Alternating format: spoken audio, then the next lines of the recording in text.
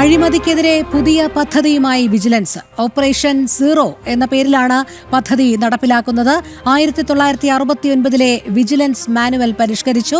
ഡയറക്ടർമാരും ഉദ്യോഗസ്ഥർക്കും കൂടുതൽ അധികാരം നൽകുന്നതാണ് പരിഷ്കാരം. നാർക്കോട്ടിക് സെല്ലിലും പുതിയ പരിഷ്കാരങ്ങൾ കൊണ്ടുവരും. തസ്തികകൾ കൂട്ടാനും പ്രതിരോധ പുനരധിവാസ ബോധവൽക്കരണ പദ്ധതികൾ നടപ്പിലാക്കാനും ലക്ഷ്യമിടുന്നുണ്ട്. ജ്യോതിഷ് ജനാർദ്ദനൻ ചേരുന്നു വാർത്തയുടെ വിവരങ്ങളുമായി. ജ്യോതിഷ്, അഴിമതിക്കെതിരെ പുതിയ പദ്ധതി വിജിലൻസ് കൊണ്ടുവരികയാണല്ലോ. എന്തെല്ലാം കാര്യങ്ങൾ ഉൾക്കൊള്ളിച്ചുകൊണ്ടുള്ള ഒരു പുതിയ പദ്ധതിയാണിത്?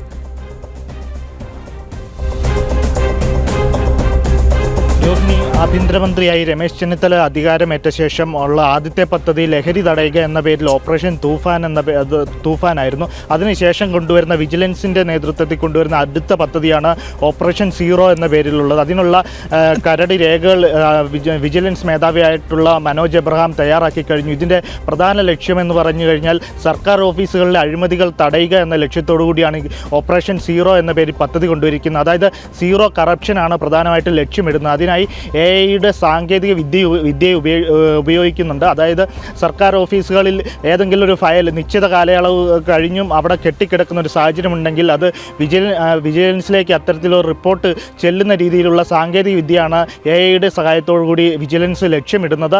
ഇതുമായി ബന്ധപ്പെട്ടുള്ള കരട് രേഖയാണ് ഇന്ന് ആഭ്യന്തരമന്ത്രിയുടെ നേതൃത്വത്തിൽ വിജിലൻസ് ആസ്ഥാനത്ത് ചേരുന്ന യോഗത്തിൽ ആഭ്യന്തരമന്ത്രിക്ക് മുൻപാകെ വിജിലൻസ് മേധാവി മനോജ് എബ്രഹാം സമർപ്പിക്കുക. ഇതുമായി ബന്ധപ്പെട്ടുള്ള ചർച്ചകളും ഇന്നത്തെ യോഗത്തിലുണ്ടാകും. 12:30 വാർത്താ സമ്മേളനം ഉണ്ടാകും. ആ വാർത്താ സമ്മേളനത്തിൽ ഇത് സംബന്ധിച്ചുള്ള കൂടുതൽ വിവരങ്ങൾ ആഭ്യന്തരമന്ത്രി രമേശ് ചെന്നിത്തല പുറത്തുവിടുമെന്നാണ് നമുക്ക് ലഭ്യമാകുന്നത്. എന്താണേലും സർക്കാർ ഓഫീസുകളിൽ കഴിഞ്ഞ കുറേ കാലങ്ങളായി വലിയ രീതിയിലുള്ള അഴിമതി നടക്കുന്നു എന്നുള്ള ആരോപണങ്ങൾ ഉയർന്നു വരുന്നുണ്ട്.